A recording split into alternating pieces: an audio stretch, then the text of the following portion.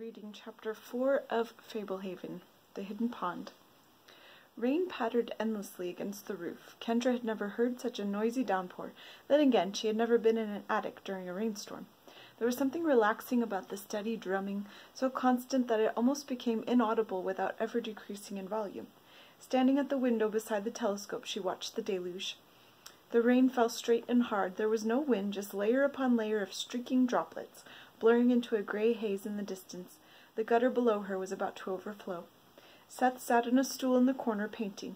Lena had been creating paint-by-numbers canvases for him, sketching them with expert speed, customizing each image to his specifications. The current project was a dragon battling a knight on horseback amid a fuming wasteland. Lena had outlined the images in considerable detail, including subtleties of light and shade, so that the finished products looked quite accomplished. She had taught Seth how to mix paint and given him samples of which hue corresponded to each number. For the current painting, she had incorporated more than 90 different shades. Kendra had rarely seen Seth demonstrate as much diligence as he did on the paintings.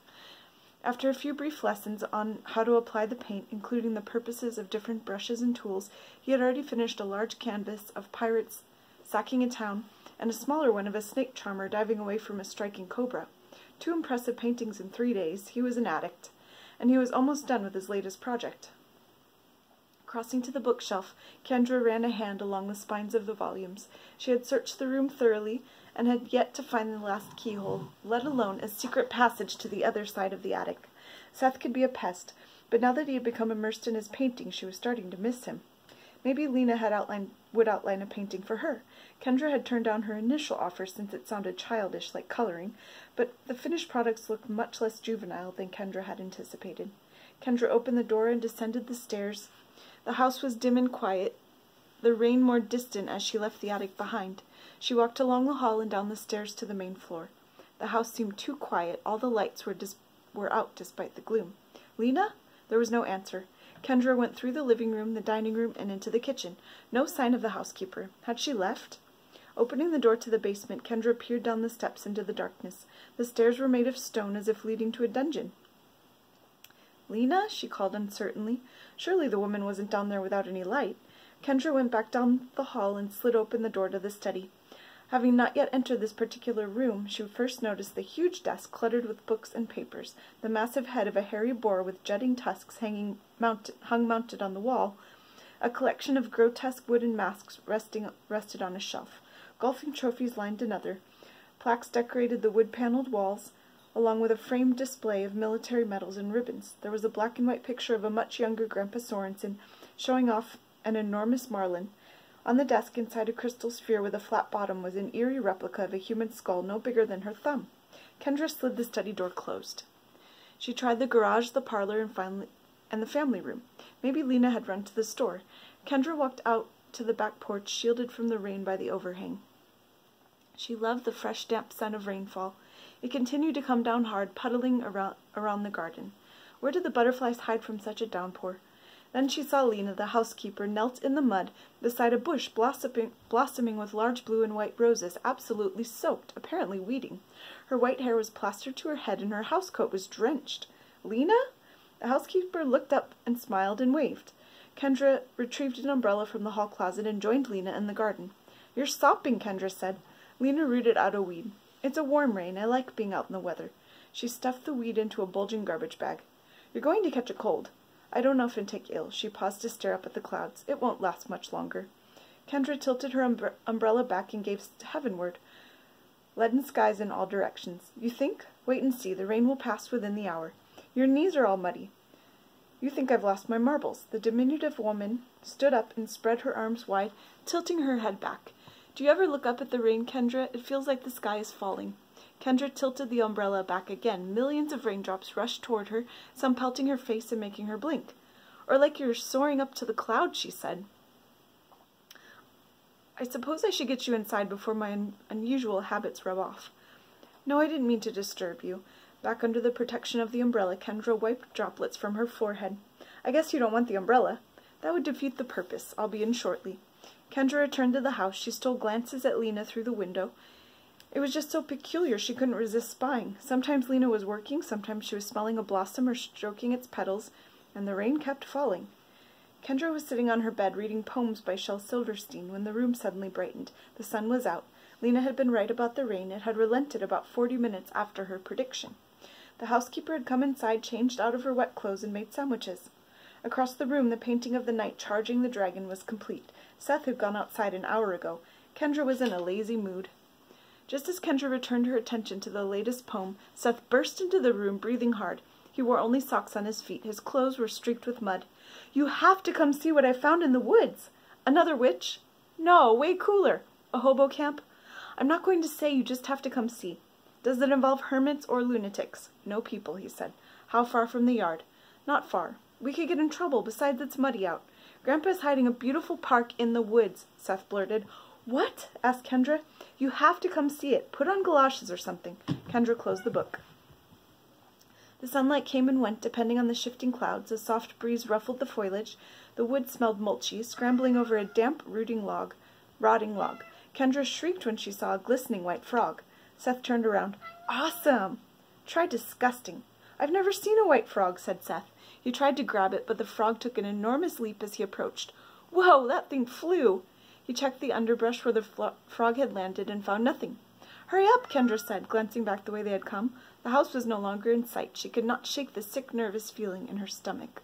Unlike her little brother, Kendra was not a natural rule-breaker. She was in all the accelerated classes at school, got almost perfect grades, kept her room tidy, and always practiced for her piano lessons.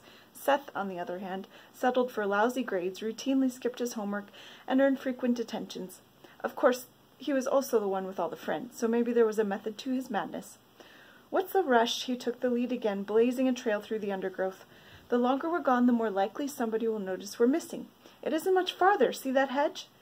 It was not exactly a hedge, more like a tall barrier of unkempt bushes. "You call that a hedge?" "The park is on the far side." The wall of bushes extended as far as Kendra could see in either direction. "How do we get around it?" "Through it. You'll see." They reached the bushes and Seth turned left, studying the leafy barricade as he went, occasionally squatting and checking closer. The interlocked bushes ranged from 10 to 12 feet tall, and they looked really thick. "Okay, I think this is where I squirmed through." There was a deep indentation at the base of where two bushes overlapped. Seth dropped to all fours and forced his way in. "You're going to have a billion ticks," Kendra predicted. "They're all hiding from the rain," he replied with perfect confidence. Kendra got down and followed him. "I don't think this is the same way I got through last time," Seth admitted. "It's a little more cramped, but it should work." He was now slithering on his belly. "This better be good." Kendra squirmed on her elbows, eyes squinted. The damp ground felt cold, and the droplets fell from the bush as she jostled it. Seth reached the far side and stood up. She crawled through as well, her eyes widening as she got to her feet. Before her lay a pristine pool, a couple 100 yards across, with a small verdant island at the center. A series of elaborate gazebos surrounded the pond, interconnected by a whitewashed boardwalk. Flowering vines wound along the latticework of the impressive promenade. Elegant swans gliding on the water, butterflies and hummingbirds wove and darted among the blossoms. On the far side of the pond, peacocks strutted and preened. "What in the world?" Kendra gasped. "Come on!" Seth started across the lush, neatly mown lawn toward the nearest gazebo. Kendra looked back, understanding why Seth had called the disheveled barrier of bushes a hedge. On this side, the bushes were neatly trimmed. The hedgerow encompassed the entire area, with a single arched entryway off to one side.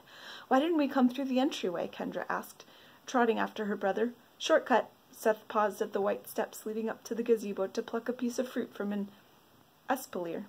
"Try one." "You should wash it," Kendra said. "It just rained." He took a bite. "It's so good." Kendra tried one. It was the sweetest nectarine she had ever tasted. Delicious. Together they mounted the steps of the extravagant pavilion. The wood railing was perfectly smooth. Although unshielded from the elements, all the woodwork appeared to be in flawless condition. No peeling paint, no cracks, no splinters. The gazebo was furnished with white wicker love seats and chairs. In some places, the ubiquitous vines had been woven into living wreaths and other fanciful patterns. A bright parrot sat on a high perch staring down at them. "Look at the parrot!" Kendra exclaimed. "Last time I saw some monkeys," Seth said. "Little guys with long arms. They were swinging all over the place. And there was a goat. It ran away as soon as it saw me." Seth took off, clumping down one of the boardwalks. Kendra followed more slowly, absorbing the scene. It looked like the setting of a fairy tale wedding. She counted 12 pavilions, each unique. One had a small white quay projecting onto the pond. The little pier was connected to a floating shed that had to be a boathouse. Kendra strolled after Seth, whose ruckus was sending the swans drifting toward the far side of the lake, leaving V-shaped ripples in their wake. The sun broke through the clouds and gleamed upon the water. Why would Grandpa Sorensen keep a place like this secret? It was magnificent. Why go through all the trouble of maintaining it, if not to enjoy it? Hundreds of people could gather here with room to spare. Kendra went to the gazebo at the pier and found that the boathouse was locked. It was not large. She guessed it held a few canoes or rowboats. Maybe Grandpa Sorensen would give them permission to paddle around the pond. No, she could not even tell him she knew about this place. Was that why he had told them about the ticks and made rules against venturing into the woods to keep his little Eden hidden? Could he be so selfish and secretive? Kendra finished a complete lap around the pond, walking on clean wooden planks the entire way. Across the pond, Seth yelled, and a small flock of cockatoos took flight. The sun retreated behind clouds. They needed to get back. Kendra told herself that she could return later. Kendra was concerned when she cut into her steak. The middle was pink, almost red at the center. Grandpa Sorensen and Dale were already taking bites. "Is my steak cooked?" Kendra ventured. "Of course it's cooked," Dale said around a mouthful. "It's pretty red in the middle." "The only way we eat steak," Grandpa said, dabbing his mouth with a linen napkin. "Medium rare. Keeps it juicy and tender. If you cook it all the way through, you might as well eat shoe leather." Kendra glanced at Lena. "Go ahead, dear," the woman urged. "You won't get sick. I cooked it plenty." "I like it," Seth said, chewing on a bite. "We have any ketchup?" "Why would you go and ruin a perfectly good steak with ketchup?" Dale moaned. "You put it on your eggs." "You put it on your eggs," Lena reminded him, placing a bottle in front of Seth. "That's different. Ketchup and onions on eggs is a necessity." "That's sickening," Seth said, upending the bottle over his steak. Kendra took a bite of the garlic potatoes. They were tasty. Mustering her courage, she sampled the steak, bursting with flavorful seasoning. It was much easier to chew on other steaks she had eaten. "The steak is wonderful," she said. "Thank you, dear," said Lena. They ate in silence for a few moments. Grandpa dabbed his mouth with his napkin again and cleared his throat. "What do you suppose makes people so eager to break rules?" Kendra felt a jolt of guilt. The question was addressed generally and hung there awaiting a response. When nobody answered, Grandpa continued. "Is it simply the pleasure of disobedience, the thrill of rebellion?" Kendra glanced at Seth. He stared at his plate, picking at his potatoes. "Were the rules unfair, Kendra? Was I being unreasonable?" "No." "Did I leave you with nothing to do, Seth? No pool, no treehouse, no toys or hobbies?" "We had things to do." "Then why did you two go into the woods? I warned you there would be consequences." "Why are you hiding weird old ladies out in the forest?" Seth blurted. "Weird old ladies?" Grandpa asked. "Yeah, what about that?" Grandpa nodded thoughtfully. "She has a rotten old rope. You didn't blow on it?" "I didn't go near her. She was freaky." "She came to me and asked if she could build a shack on my property. She promised to keep to herself. I saw no harm in it. You shouldn't go bothering her." "Seth found your private retreat," Kendra said. "He wanted me to see it. My curiosity got the better of me." "Private retreat? Big pond, fancy boardwalk, parrots and swans and peacocks?" Grandpa looked at Dale, speechless. Dale shrugged. "I was hoping you'd take us out on a boat," Kendra said. "Who said anything about a boat?" Kendra rolled her eyes. "I saw the boathouse, Grandpa." He tossed his hands up and shook his head. Kendra set her fork down. "Why would you let such a nice place go to waste?" "That is my business," Grandpa said. "Yours was to obey my rules for your own protection." "We're not afraid of ticks," Seth said. Grandpa folded his hands and lowered his eyes. "I was not entirely honest about why you need to stay out of the woods." He lifted his gaze. "On my land, I provide refuge for some dangerous animals, many of them endangered. This includes poisonous snakes, toads, spiders, and scorpions, along with bigger game. Wolves, apes, panthers. I use chemicals and other controls to keep them away from the yard, but the woods are extremely hazardous, particularly the island in the center of the lake. It is deliberately infested with inland taipans, also called fierce snakes, the deadliest serpent known to man." "Why didn't you warn us?" Kendra asked. "My preserve is a secret. I have all the necessary licenses, but if my neighbors complained, those could be revoked. You must not tell a soul, not even your parents." "We saw a white frog," Seth said breathlessly. "Was that poisonous?" Grandpa nodded. "Quite lethal. In Central America, the indigenous people use them to fashion poison darts." Seth tried to catch it. Had he succeeded, Grandpa said gravely, he would be dead. Seth swallowed. "I'll never go into the woods again." "I trust you won't," Grandpa said. "All the same, a rule is of no value unless the punishment is enforced. You will have to stay in your room for the rest of your stay." "What?" Seth said. "But you lied to us. Being afraid of ticks is a lame reason to stay out of the woods. I just thought you were treating us like babies." You should have brought those concerns to me, Grandpa said. Was I unclear about the rules or the consequences?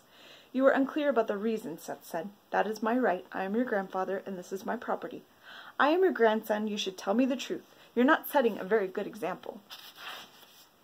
Kendra tried not to laugh. Seth was in lawyer mode. He always tried to maneuver out of trouble with their parents. Sometimes he made some pretty good points. What do you think, Kendra? Grandpa asked. She had not expected him to solicit her opinion. She tried to collect her thoughts. Well, I agree that you didn't tell us the whole truth. No way would I have gone into the woods if I knew there would be dangerous animals. Me neither, Seth said. I made 2 simple rules. If you understood them and you broke them. Just because I chose not to share all my reasons for making the rules, you think you should escape punishment? Yes, Seth said. Just this once. It doesn't sound fair to me, Grandpa said. Unless the punishments are enforced, rules lose all their power. But we won't do it again, Seth said. We promise. Don't lock us up in the house for 2 weeks. Don't blame me, Grandpa said. You locked yourself up by disregarding the rules. Kendra, what do you think would be fair? Maybe you could give us a reduced punishment as a warning, then the full punishment if we mess up again? Reduced punishment, Grandpa mused. So you still pay a price for your disobedience, but you get 1 more chance. I might be able to live with that. Seth, better than the whole punishment. That settles it. I will reduce your sentence to a single day. You will spend tomorrow confined to the attic. You can come down for meals, you can use the bathroom, but that is all. Break any of my rules again, and you will not leave the attic until your parents come for you, for your own safety. Understood? Yes, sir, Kendra said. Seth nodded in agreement. The end.